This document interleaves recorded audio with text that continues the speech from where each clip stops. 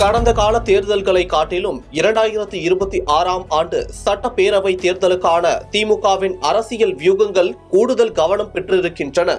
தேர்தலுக்கான பல்வேறு கட்ட பணிகளை தீவிரமாக மேற்கொண்டிருக்கும் திமுக என் வாக்குச்சாவடி வெற்றி வாக்குச்சாவடி என்ற பரப்புரையின் மூலம் தீவிரமாக களப்பணியாற்றி வருகிறது.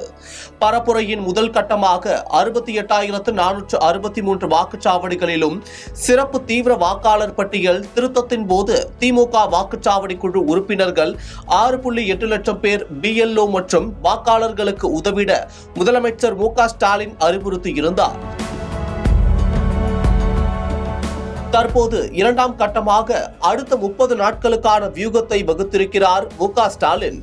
இதுவரை எந்த ஒரு கட்சியும் செய்யாத வகையில் 1900க்கும் மேற்பட்ட பகுதி, ஒன்றியம், நகரம், பேரூர் செயற்பாட்டாளர்களுடன் 78 மாவட்ட செயலாளர்கள், 33 நாடாளுமன்ற உறுப்பினர்கள், 124 சட்டமன்ற உறுப்பினர்கள் மற்றும் மாநில மாவட்ட குழு உறுப்பினர்கள் குழுவானது 30 நாட்களில் 68,463 வாக்குச்சாவடிகளையும் நேரடியாக பார்வையிடும் வகையிலான திட்டமிடல்தான் இது.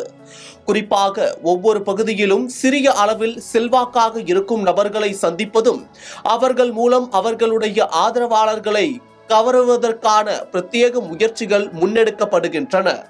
100 வாக்காளர்களுக்கு ஒருவர் என்கிற விகிதத்தில் பிரதிநிதி நியமிக்கப்பட்டு திமுக நிர்வாகிகள் தீவிரமாக பணியாற்றி வருகின்றனர். அதாவது எல்லா வாக்காளர்களையும் சந்திக்க வேண்டும் என்பதுதான் தலையாய பணி.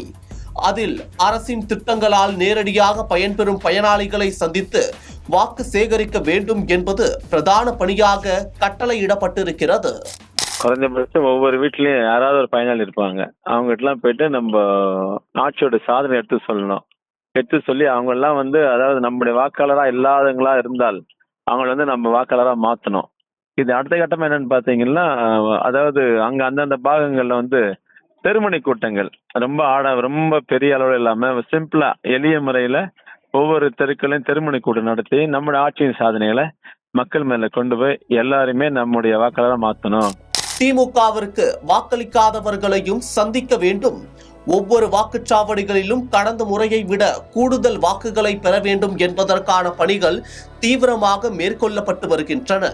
திமுக ஆதரவாளர்கள், எதிர்ப்பாளர்கள், நடுநிலையாளர்கள், புதிய வாக்காளர்கள் என பிரித்து அவர்களை தேர்தல் வரை தொடர்பு கொண்டு களப்பணியாற்ற வேண்டும் என திமுக நிர்வாகிகளுக்கு உத்தரவிடப்பட்டிருக்கிறது.